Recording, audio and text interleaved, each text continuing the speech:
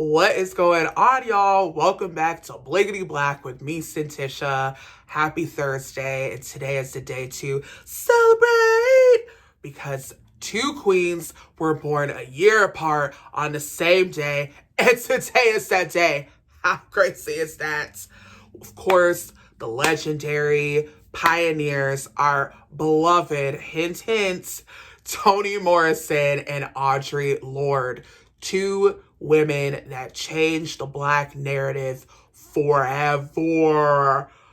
I mean, truly, they represented Black women in a way that was never done in the literary world. I mean, for the most part, it was always very one-dimensional.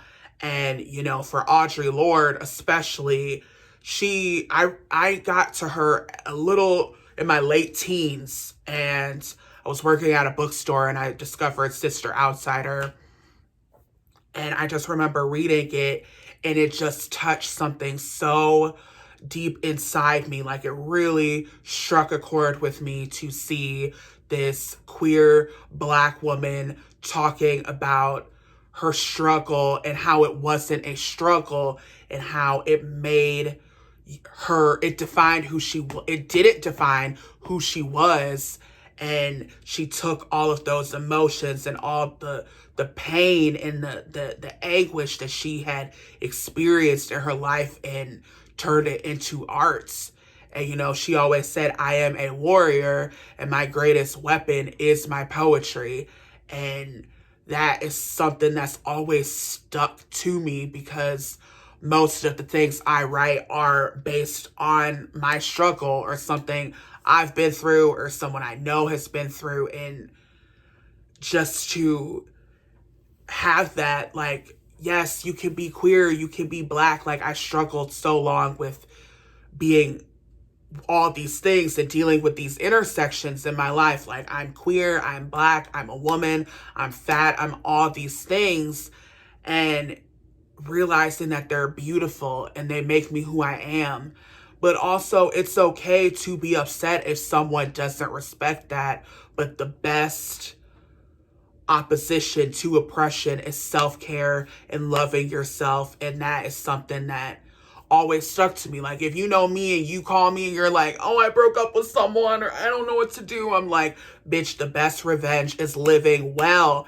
And Audre Lorde is someone who definitely taught me that that is the way to do it. Like, to get back is through creativity and knowledge and bettering and nurturing yourself. And it's okay to have bad days and to be angry and to live in that pain, but you have to grow from it. And I just have been obsessed with her, and not only her writing. I mean, she was such an activist in the LGBTQ community, and her writing has just stood the test of time. I think she's such an underrated poet and writer. Sister Outsider, Bursts of Light are two iconic, like, got me through like weird, like, teenager to young adult phase and helped shape this weirdo you're looking at today. And then there's Toni Morrison, who has always had a soft spot in my heart because she reminds me so much of my mom. Like, get this, y'all. Both born in Alabama, like, relatively close to each other, grew up on their grandparents' cotton farm, okay? Both of their moms sent them up to Ohio to start over and get a better life. Toni Morrison was in Akron, and my mom went to Cleveland. And they both love baking cakes. I was like, did my mom write the bluest eye? Like, what? Is this her code name? No, but Toni Morrison, she always said, if you don't know the Black woman and the Black woman experience, then you don't know America. And that is something, time and time again, we have showed that we show up and we are the backbone of this country. We are the foundation of this country. And so many times the narrative for us was so so dilated. I mean, our history was burned and wiped away, and Toni Morrison had such a way of bringing it to light and bringing vulnerability and real life to her stories. I mean, I like to say that Toni Morrison is almost like a Shakespearean writer. Like, it's Shakespearean, but it's pedestrians. Like, it's not kings and queens. It's just regular ass people who are going through these insanely tumultuous, horrific things and almost having these spiritual awakenings from all of the pain that they've been through. And her stories, and Audre's too, just showed like the Black female narrative is like, we are so fucking resilient and strong, and you think you got us down, and we will always bounce back no matter what, no matter the generation, no matter the country. Like, we are always going to bounce back. And Toni Morrison's work, I mean, I feel like there's the press release, which is like what the government tells you. And then there's Hollywood, which is like, you know, the Hollywood, what schools teach you. And then there's the truth. And that's Toni. That's Toni, baby. I mean, from the bluest eye, like, the marigolds didn't grow in 1941. Ugh, like, everything. Like, that's the complexities of a little girl and girlhood. And then Sula is, you know, the complexities of a woman. And then Song of Solomon is kind of a mixture of both, and men in the narrative too. And the stories, I mean, they are so deep and rough, but it is something so therapeutic about the way that Black people bounce back. I mean, Beloved, for instance, is not based on a true story, but inspired by a true story. I believe her name was Margaret Gardner, the slave. She ran away. She was a runaway slave with her 2 kids, and they were hiding in a barn, and then they got caught by the slave owner. And before anything, she slit her oldest son's throat, just right there.